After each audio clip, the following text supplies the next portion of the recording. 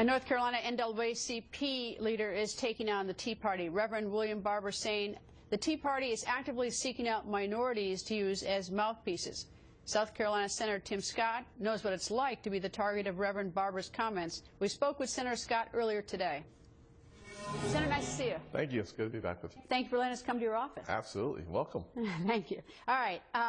You're a conservative, right? Is that Absolutely. Yeah.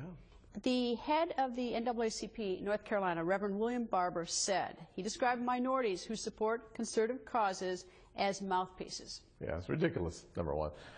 Here's what concerns me about not only his comments, but those comments from folks like him. It suggests that there's some monolithic thinking in the African-American community or in communities that are steeped in poverty, no matter your color. That should be challenged every time it comes out because it's just wrong. And the impact of those comments on people who are looking for a way out of poverty or looking for a way to expand their opportunities, looking to start a new company, they're told very quickly, don't be different. Don't think for yourself. Don't do things in ways that are inconsistent with your community, or you'll find yourself having been rebuked by the leaders of that community. That's just a very bad impression to leave on the minds of young kids. Why do you think he said that? And he has said other things before. He's called you a ventriloquist dummy. I mean, he's singled you out. Why do you think he's done that? You know, it's hard to tell why. I try not to focus too much attention on why people say what they do. I can't really look into his heart and figure out his intentions. I can tell you that it's counterproductive for us to have a conversation about him. We should have a conversation, however, about those folks who have been trapped in poverty as I once lived. I've seen people living in ways and in places that were much worse than mine. And they're consistently asking for the same thing, opportunity.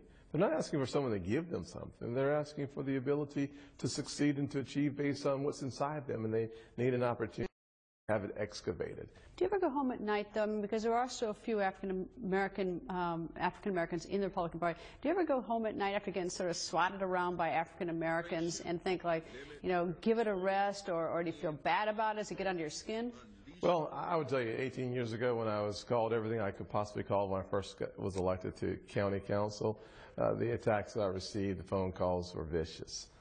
I'm not sure that they've changed a lot. Unfortunately, and fortunately, my skin's a little thicker. But what I realize is that now the message or the attacks really aren't about me. It's perhaps that we're striking some fear because here's a conservative guy who's bald, talking about policies that move people forward.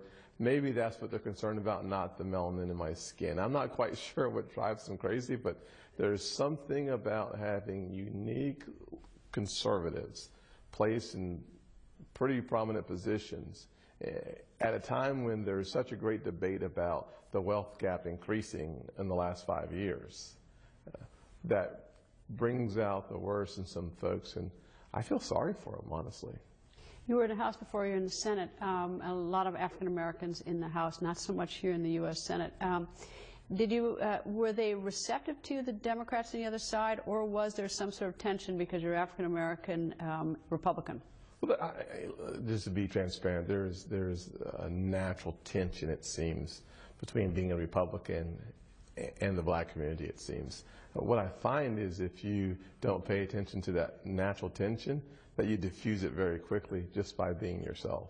And so when I had the opportunity to become appointed to the Senate, the person who stopped and penned an editorial on my behalf was the chairman then of the CBC. He decided that I represented the values of South, but I also did it in a gentlemanly way. And so I have found great support from many of my friends who are in the CBC. It takes a little work. People raise their eyebrows. They're a little suspicious. When I go to historically black colleges and universities, the first question I get from the kids are, why are you a Republican? It's like, did you know what you were doing? And when I share my story and I share the journey, I talk about the notion of individual responsibility in a free enterprise system that really has the opportunity to help you achieve your highest potential and meet your highest goals, they become interested in the dialogue. And that's what I think is perhaps frightening to the left, is that we have an opportunity to have a serious conversation, not about what I believe or what they believe, but what does the person who needs the opportunity believe, and how can we help them get out? Senator, it's always nice to see you. Thank you, sir. Thank you so much. Yes, ma'am.